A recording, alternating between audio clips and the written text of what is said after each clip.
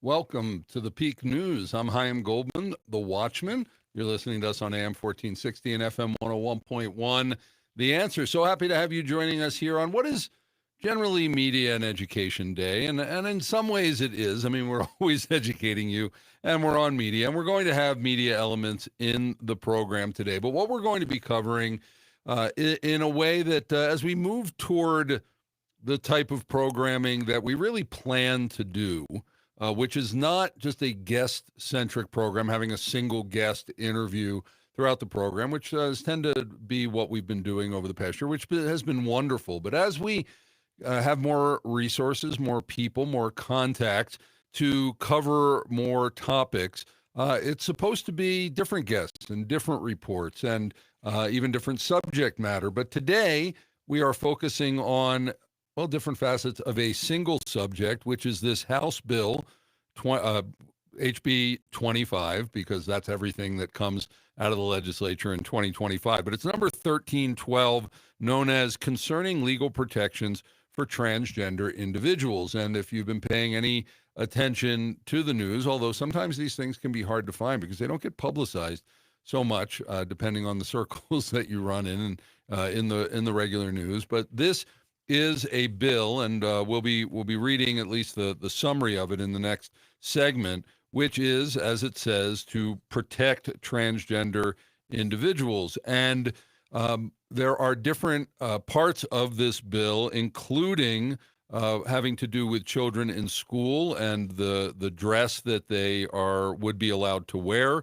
It talks about dead naming and misgendering, and that becoming a crime of discrimination in the state. It also talks about not being able to prosecute, not being able to go after parents who take their children through gender-affirming care. There's nothing on the other side, of course, for parents who want to not take their children through gender-affirming care. In fact, so much of what this bill seems to say would put the ultimate choice of what happens to a child in the hands of the court system. And I personally just, always let you know, we do it here on the Peak, we call transparent bias, which is, if we're speaking of something that is, opinion, to know, not to say, oh, this person, is a news reporter or they're an interviewer and they're completely neutral. And then, of course, they say things that aren't. But in my opinion,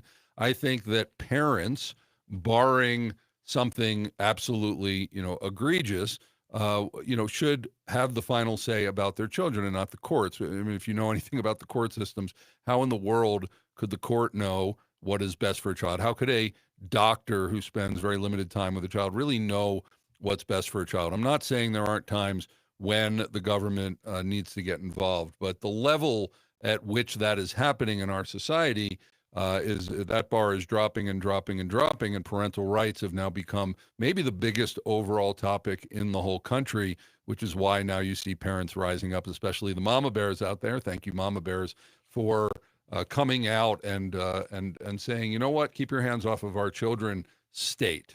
But in this and very controversial bill that seems that, it will definitely get through because up in the legislature, the Democrats have so much power that they just seem to put everything through regardless of maybe what the electorate wants. We have on the program today 3 different people coming from different perspectives discussing this.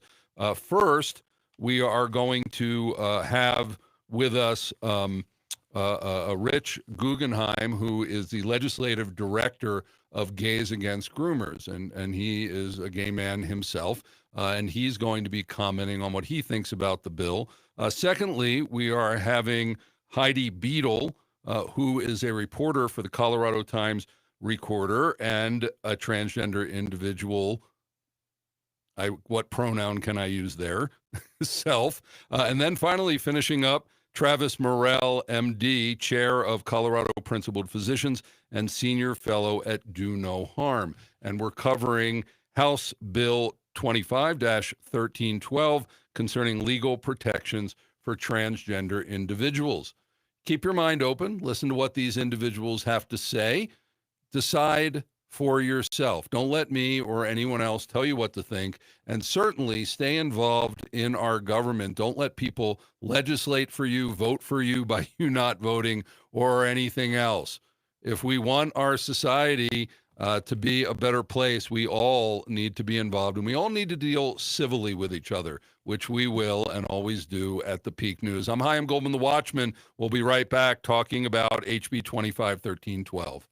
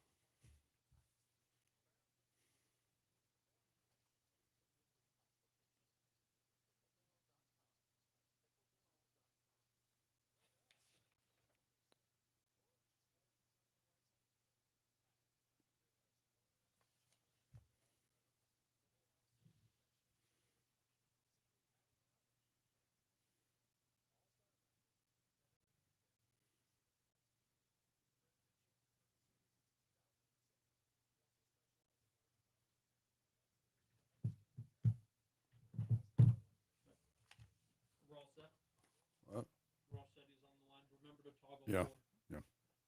Thank you.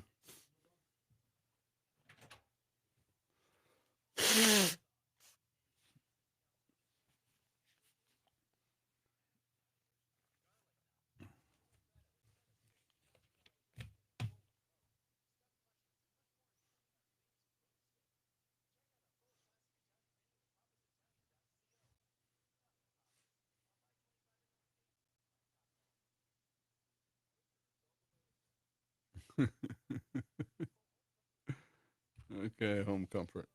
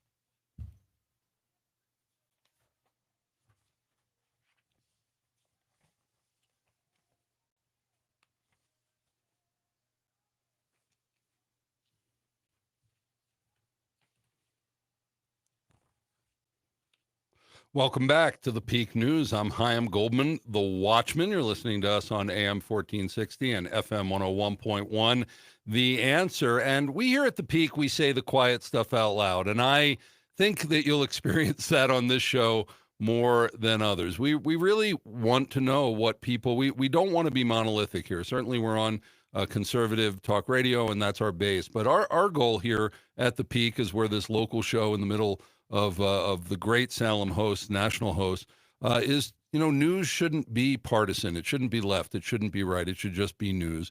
And everybody in our community should have a voice. And so we're bringing on people today that are active in the community, that are passionate about these things. And in the end of the, you need to decide what you think. And we're discussing House Bill 1312 that is, seems most certainly to go through our legislature. Whether the governor will sign it will remain to be seen, but it's concerning legal protections for transgender individuals. And we have with us on the line right now, and I'm going to bring him on and then read some parts of the bill, is Rich Guggenheim, who is in the Colorado Gays Against Groomers, Colorado legislative director for that. Did I say Gays Against Groomers? In the last segment, when I was reading, I was looking for his name. Richie, you are there on the line.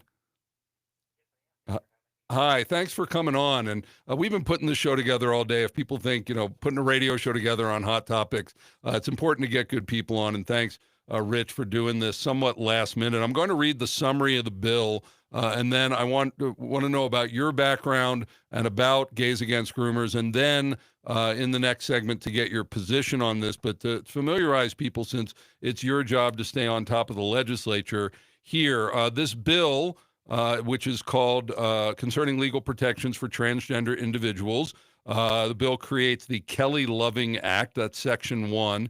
Section 2 provides that when making child custody decisions and determining the best interests of a child for purposes of parenting time, a court shall consider dead naming, misgendering, or threatening to publish material related to an individual's gender-affirming health care services as types of coercive control. A court shall consider reports of coercive control when determining the allocation of parental responsibilities in accordance with the best interest of the child. Section 3 prohibits a Colorado court from applying or giving any force or effect to another state's law that authorizes a state agency to remove a child from the child, parent, or guardian because the parent or guardian allowed the child to receive gender-affirming health care services. Section 4 provides that if a local education provider or educator or a contractor chooses to enact or enforce a policy related to chosen names, that policy must be to make the policy inclusive of all reasons that a student might adopt chosen names that differ from the student's legal name. Sections 5 and 6 provide that a dress code adopted or implemented by a local education provider must not create or enforce any rules based on gender and must allow each student to abide by any violation of the dress code. Section 7 provides that when an individual is required to provide their name through a form administered by a public entity, the form must include an option to provide the individual's legal name and chosen name. If the individual provides a chosen name that is different from the individual's legal name, the chosen name must be used on all subsequent forms administered by the public entity. And then sections 8 and 9 define dead naming and misgendering as discriminatory acts in the Colorado Anti-Discrimination Act and prohibit these discriminatory acts in places of public accommodation. So you can get the entire bill. Just go online, type in HB 25-1312, and it will bring you to the website for the legislature. You can download the whole thing, and I suggest that you do. Rich, legislative director for the national organization Gays Against Groomers, but you're the Colorado legislative person. Give us your background, Rich.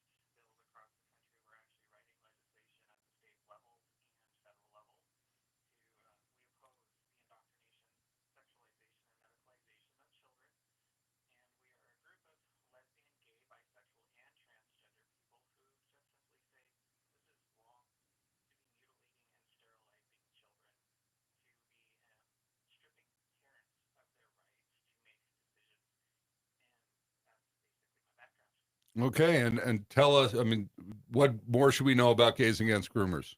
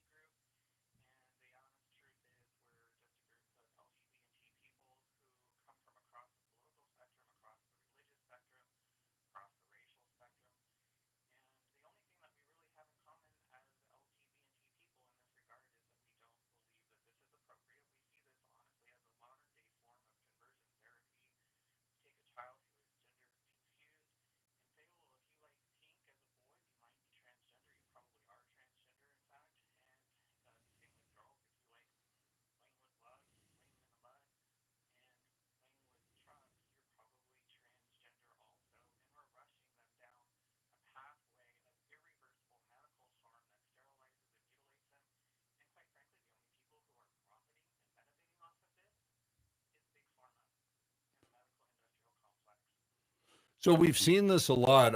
There seems to be, and you and I have spoken before. You were on the program about a year ago. There seems to be a lot of pressure on those within that community, your community, to walk in lockstep. As there is, as there is in this whole world about, that you have to conform and not having an opinion. But how hard is it to come out against these things in the community, LGBT community?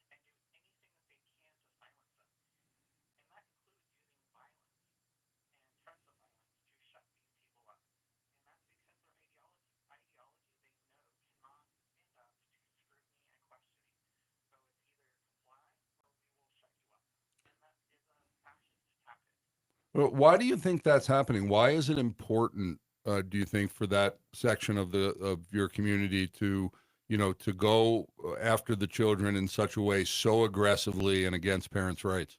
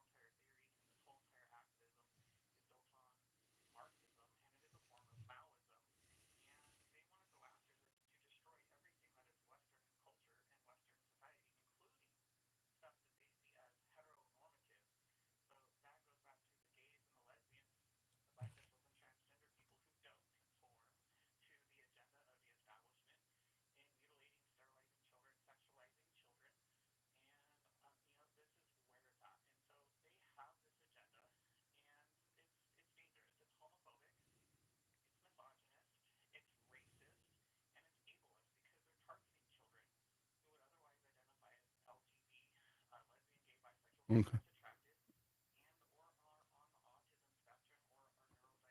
Okay, and when we come back with Rich Guggenheim of Gays Against Groomers, we're going to be getting his take on this bill, HB 251312. We'll be right back with the peak.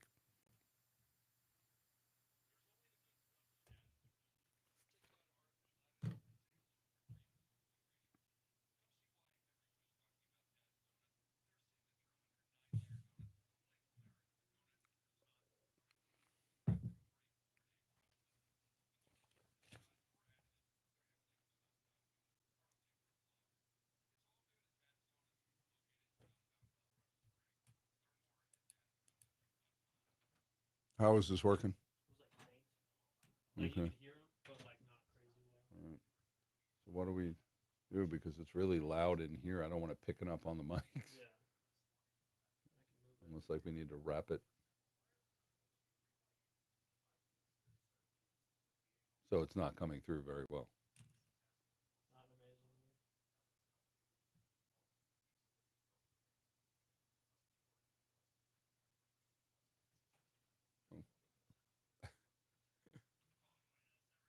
I mean, it's pretty loud there. So can you bring that mic up higher? I mean, that's what you did here. Yeah, well, I mean, you can push it all the way up. Yeah. I'm sure that'll help. I mean, it's pretty loud. You would think it would. But I mean, can you boost, I guess, boost him from the phone in there? Well, because I don't want him going into the red. I don't want him By the way, peeking. your head is in the camera shot Oh if you yeah, care. we're good. I don't have any bald spots. Um, but I don't want his audio peaking over the radio, over like the actual. Right. But I want it, be good for it to be balanced. So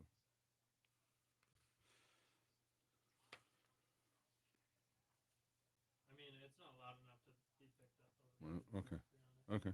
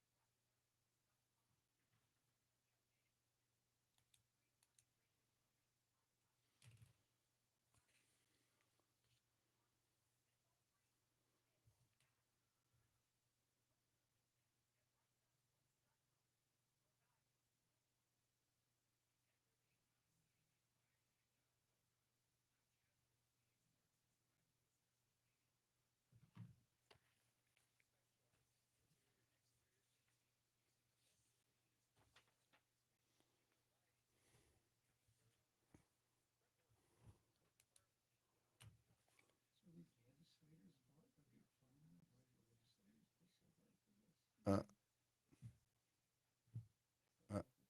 uh, okay, okay.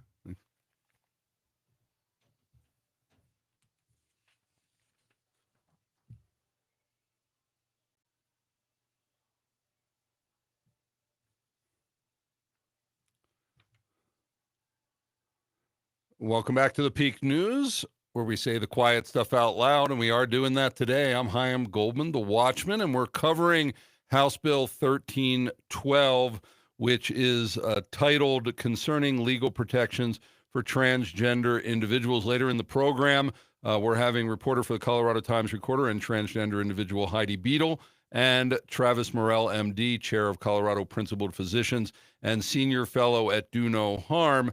But in this section, we're continuing with Rich Guggenheim, legislative director in Colorado for Gays Against Groomers. So, Rich, thanks for being on the program. What is your take on this HB 1312?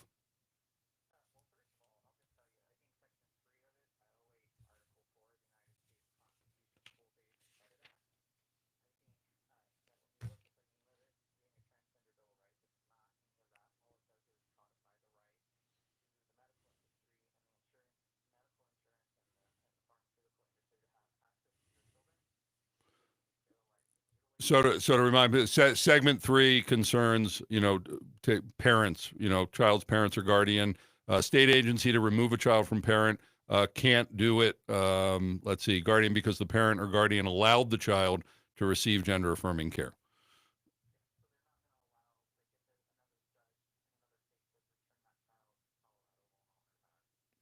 Do,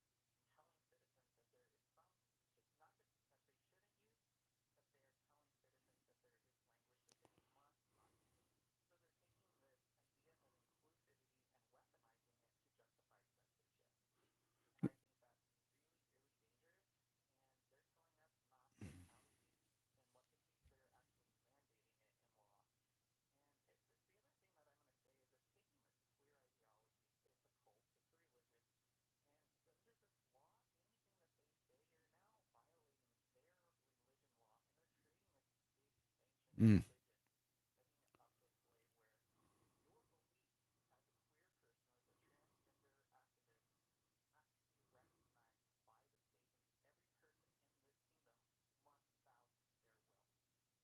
So it's really violating that in the First Amendment of the state establishing a religion, in your opinion.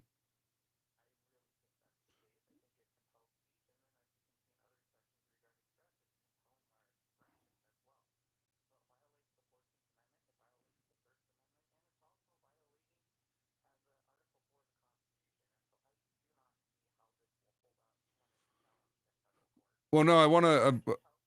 Well, I just want to define that because yeah, certainly. This about the dress, what it's saying is that if there is a dress code, that people can decide to wear any version of it, the male version or the female version of it. So is that forcing expression?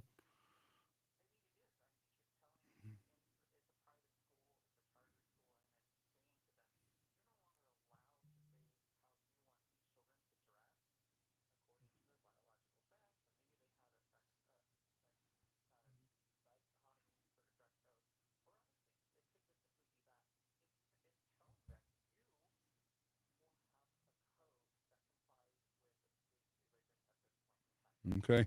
And we have just about a minute left. Even these phrases, gender affirming care, where it seems to be gender denying care, and it also calls it health care.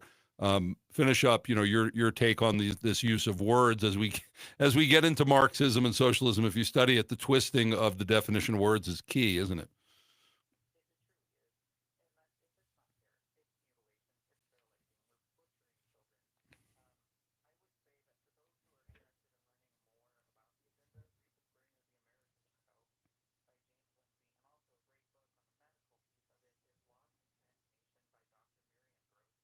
Okay. And what's your website?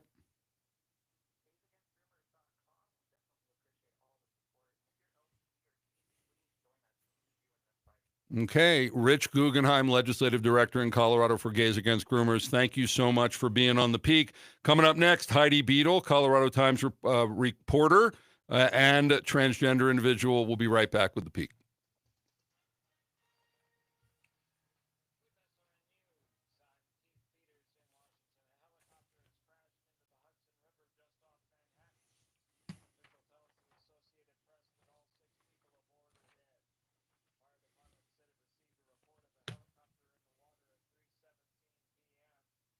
Videos posted on social media showed the Bell 206 mostly submerged upside down in the water.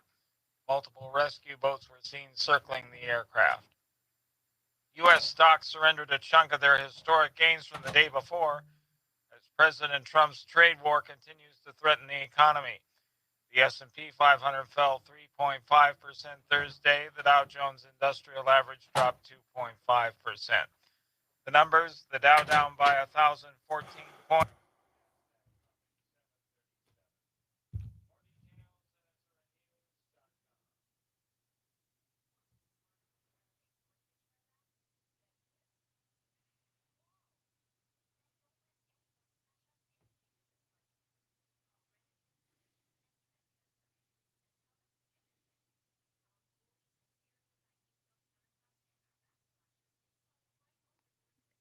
What do you mean maybe I should do something else?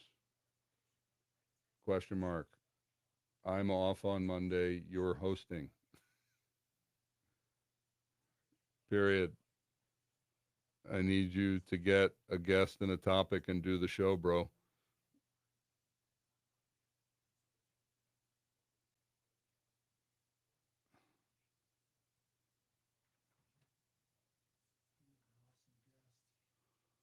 Were you listening on the live?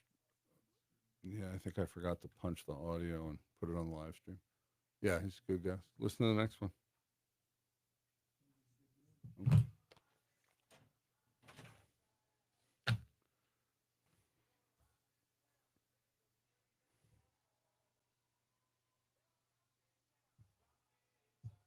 Welcome back to the Peak News. I'm Chaim Goldman, the Watchman. You're listening to us on AM 1460 and FM 101.1, The Answer. And we are discussing with different voices today House Bill 25 1312, which is known as Concerning Legal Protections for Transgender Individuals. And we have on the line right now Heidi Beedle, who is a reporter for the Colorado Times Recorder, also in the past for the Indy and other publications, and a transgender individual. Heidi Beedle, welcome to the Peak News. Hi, thanks for having me. Great to have you on. Give us your background so that we can know where you're coming from before I ask your take on these issues. Sure. So, as you mentioned, I've been a local reporter. I started with the Indy in 2017, covering specifically kind of LGBT issues and writing stories about trans people and stuff like that. And then I've been working for the Colorado Times Recorder since 2022, covering general politics and policy here in Colorado. Before that, I did a bunch of different things. I was a teacher. I was in the Army. I worked for the Humane Society. I was, before I got into journalism, involved in activism and things like that. So done a lot of stuff, wrote a lot of stuff, that sort of thing. Now, you consider yourself transgender, but give us their background on that, and when did that come into your life, and have you been an activist in that area? Okay, so I transitioned almost 10 years ago. At this point, it's been a minute.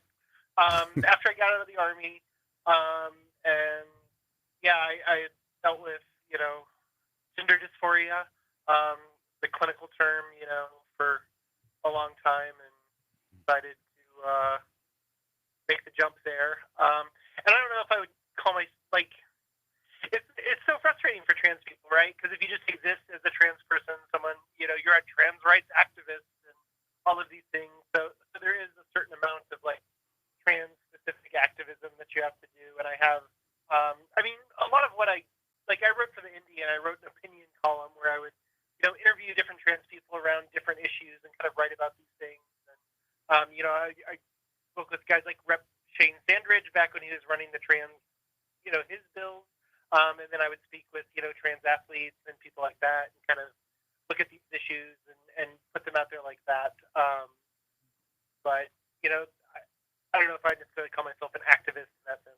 Okay, and I just want to say, because you are quite a controversial figure in the community, and I know that there are people on the conservative side that really have issues with the way that you report. But I would say that whenever you've reported on the things that I'm doing, that overall, even though you work for publications that you tell everybody are liberal publications, that you've treated me fairly, and I appreciate that and seek to do that with you, even though you're on what is center right here today. And media.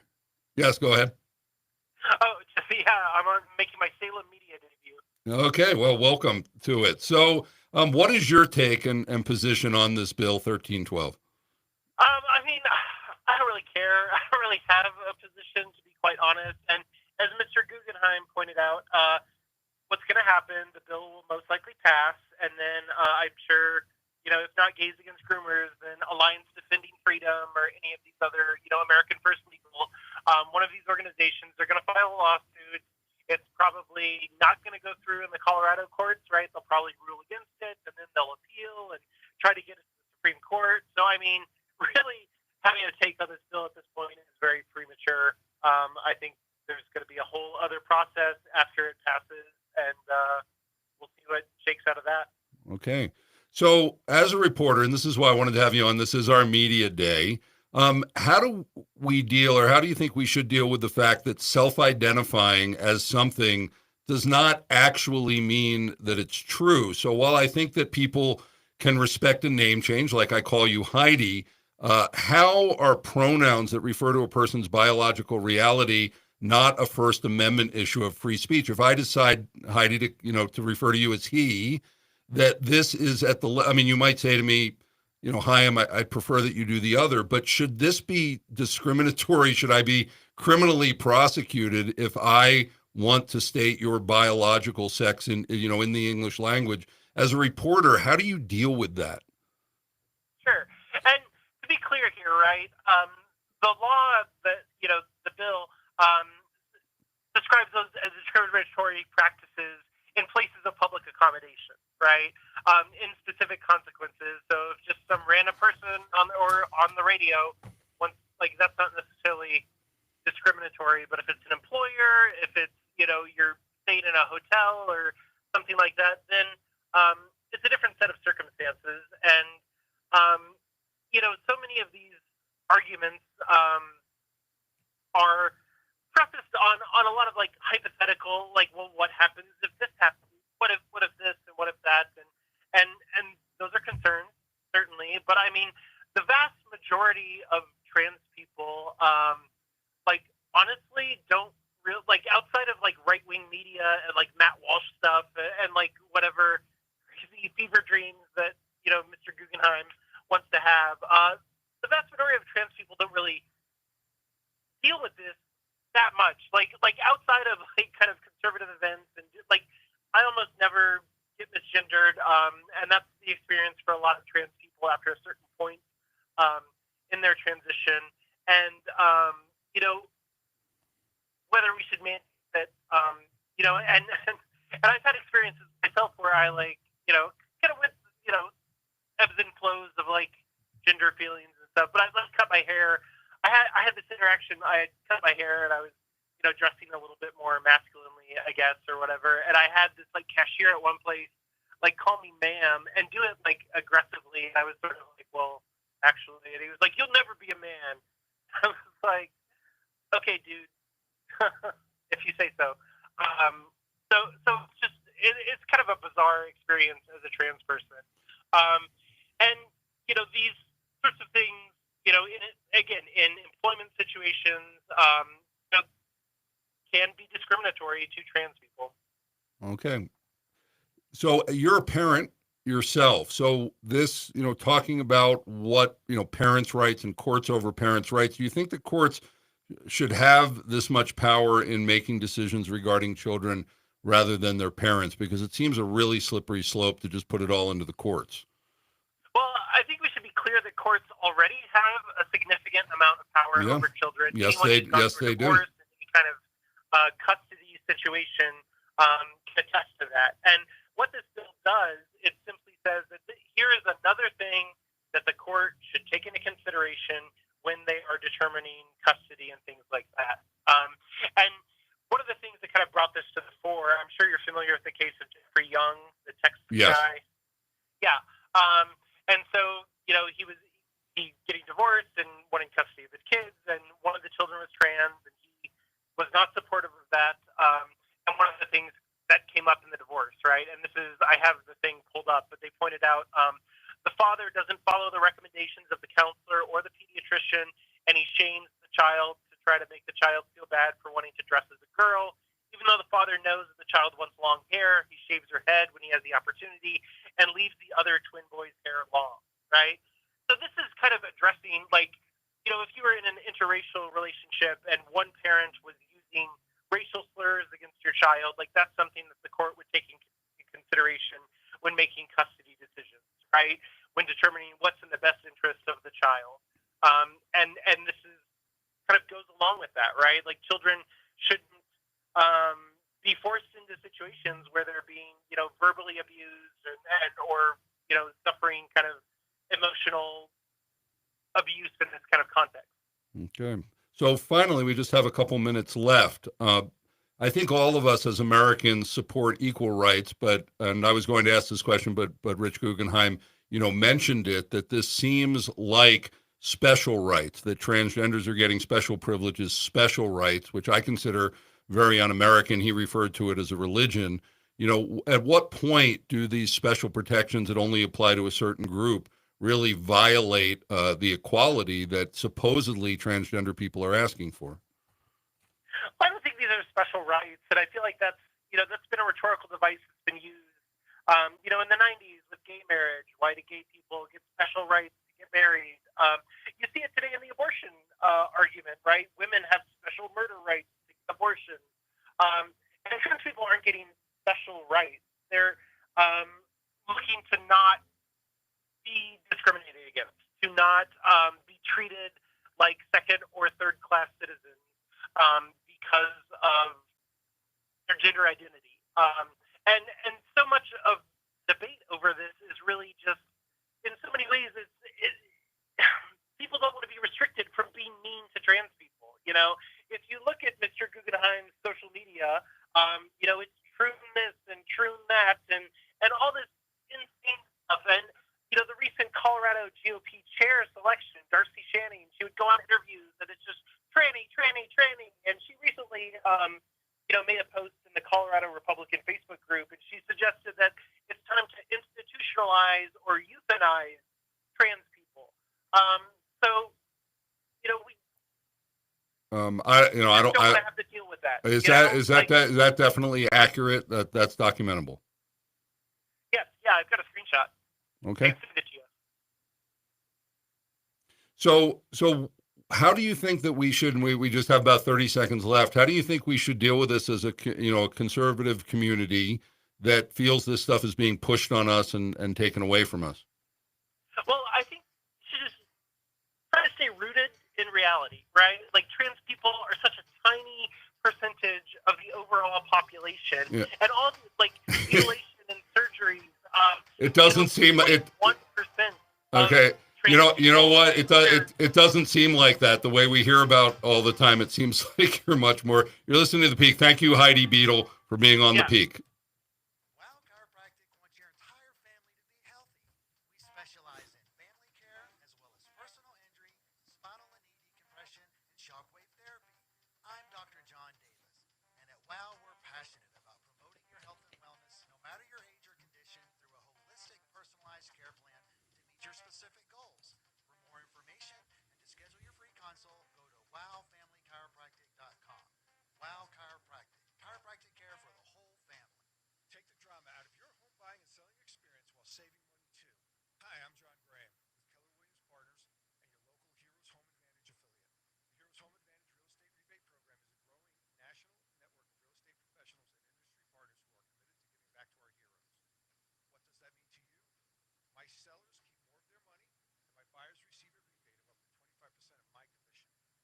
I served 23 years in the Marine Corps and believe it's important to both serve my local community and to give back to those who serve.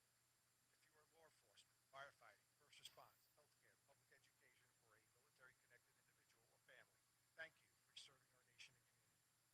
Now let me serve you as your realtor when buying or selling a home and help you to keep more money in your pocket with reduced commissions and rebates. To learn more, Google John Graham Homes, Colorado. That's John Graham Homes, Colorado. John Graham Homes, taking the drama out of your home buying and selling experience while saving you money too. Express Printing is your one-stop family-owned print shop in Colorado Springs. In business for more than 30 years, Express is part of our community. Located at 3434 West Carefree Circle, Express Printing is friendly, fast, and affordable, offering a variety of printing, office, and design services. John and Barb will know you on a first-name basis and work out great solutions for all your printing needs. For more info, go to expressco.com. That's the letter X, expressco.com. Your one-stop local print shop. Don't let multiple decayed or missing teeth interfere with your enjoyment of life. Hi, I'm Dr. Todd Pickle from Pickle Prosthodontics, your board-certified dental implant specialist in Southern Colorado.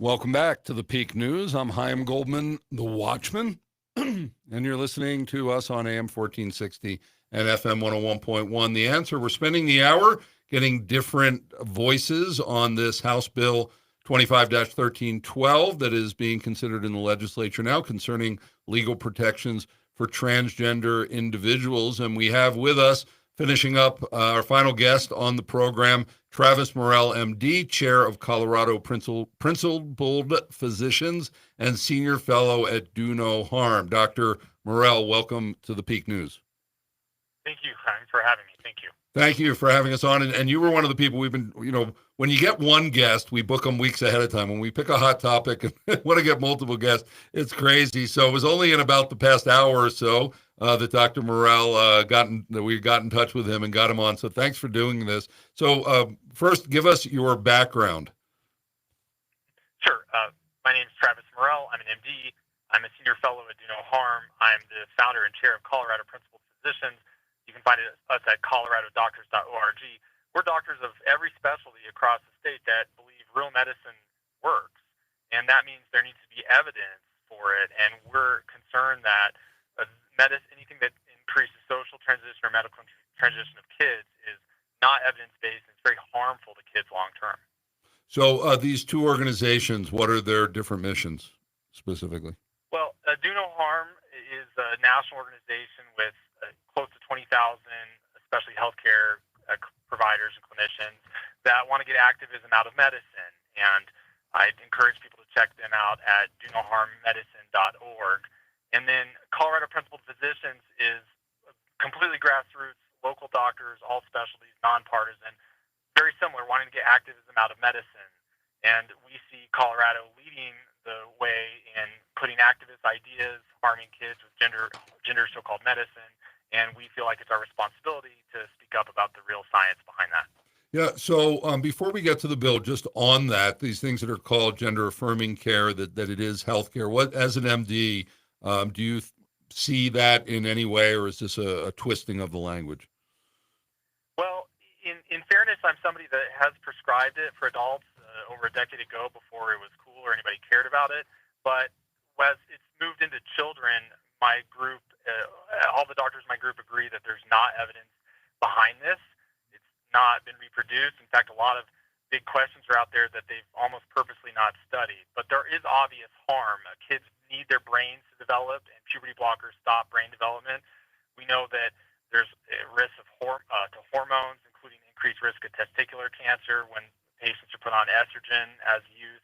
And then when they get to adulthood, they have less opportunities if they do decide to surgically transition. And if they don't, we know that boys put on Colorado's Medicaid protocol will never be able to have orgasm or reproduce if they're put on that from a young age till adulthood. So is this something still that if a person over 18 comes to you that you would consider treating them for this and transitioning them? My position is that I work with people that I work with plastic surgeons that do this for adults, and I work with people that think this is wrong in any situation. And I think it's completely 100% in every way obvious that it's not defensible for any youth, and that I think we need to, and in fact, the whole discussion on this subject in general has left evidence, and it's become an issue of activism. And so I think we need to move this discussion back to evidence, and I think it's crystal clear for kids that this only harms kids, or at least, and the vast majority of kids harms. We've known for decades that as many as 98% of kids with gender dysphoria, they grow out of it without any kind of medicalization whatsoever. So what is your take on this bill 1312 here in Colorado? Well, I think it's kind of evilly and euphemistically named. You're calling parents coercive if they use the name they gave their child at birth. If they don't want to give up all the memories of their little girl doing this and that, or their little boy doing this and that, it calls that parent coercive. And it requires parents basically to put them on a path to long-term medicalization. Social transition, changing names, changing pronouns, that kind of thing, has never been studied or recommended in situations where the parents don't support it, never. And it's known to put patients on a long-term path of medicalization, which tends to even lead to surgery. We have studies on this, and so I think it's a very dangerous bill, and it's very backwards. It's naming a good, careful parent of basically coercive, literally, or abusive. That's wrong. So what are you allowed to do as an MD if a family comes to you, or even a person under 18 comes to you and says that they want to do this? what legislation, what restrictions are on you for this? Do you have to go along with it, or are you allowed to, do what you feel is best as an MD? Well, I'm not a lawyer, and it's not clear. We do know that Bill HB 191129, which is the conversion therapy law that Governor Polis signed in 2019, basically requires therapists, which would include physicians, psychiatrists, to basically not firmly push back against this. We don't really know what kind of situation doctors would be in. I know that some of us would potentially run into loss of certification. There's other things that we think we could deal with. There are some doctors that will openly just say, like, I'm not going to do that. But most doctors and therapists right now, and I talk to many who would never support this in kids, doctors and therapists, most of them are kind of quiet about it because they are afraid that they would lose their license or get some other kind of pushback. So, I mean, do you feel coerced in that professionally? Yeah, 100%. I talk to doctors and therapists every day that feel that they're coerced by Colorado laws as they already stand.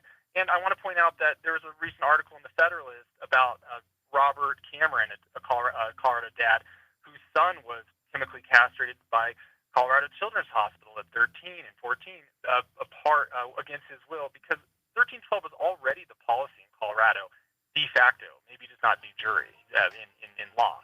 But that's already how these custody decisions are being made. So we're already, the shark has already been jumped. The train is already off the rails. So Dr. Travis Morrell of Do No Harm and Colorado Principled Physicians, real quick, what's the websites again? ColoradoDoctors.org or DoNoHarmMedicine.org. Okay, thank you so much for being on The Peak. We'll be right back. My dentist saved my life. Not something you hear every day, unless you're talking to one of Dr. Craig Summers' patients at Springs Dentist. It was really important to me.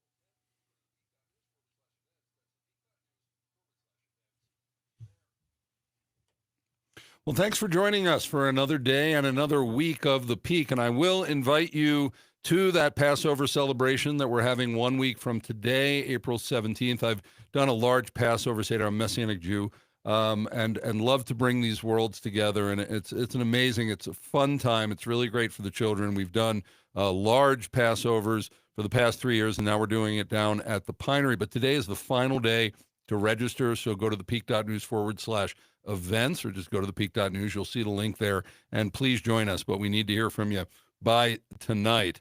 So what did you think of the discussion today? You know, people have a lot of different opinions, different sides, but it's good to listen. But that doesn't mean it's true. It doesn't mean what the person is saying is true. You need to check it out for yourself. It's not for us here to tell you what's true. It's not for you to take your truth from another person. You know, there are some things that are absolutely true in this world, but most are positions of what does it mean. And so when you learn about the people, when you hear about their backgrounds, and then you take their positions into consideration, I hope that it at least makes you think. Maybe it convinces you of the argument, or maybe it makes you stronger in fighting against that argument, because you see that, well, maybe it's not the most healthy thing. So I, as a reporter, I certainly have my own private opinion, and guess what it is? I'm right of center. I'm a conservative. But I think that we need to listen to each other more, but we also need to call things out when they're not necessarily, aligned. Well, because of Passover and unleavened bread, I'm going to be doing a very light schedule next week. So we have all guest hosts next week, which is great. I love turning over to the mic. Tune in, listen to them, encourage them, because a lot of them are taking the mic for the first time, or first time in a while. And on Monday, newly elected City Councilman Roland Rainey, who's also a businessman and sponsor of The Peak, is going to be hosting. Now stay tuned for the Larry Elder Show coming up next here on The Answer, and check out our 200-plus podcast on thepeak.news. The Peak, we say the quiet stuff out loud for such a time as this. Have a great Passover and Resurrection Day celebration. While I'm gone, I'll be back soon. Don't miss me too much. Shalom.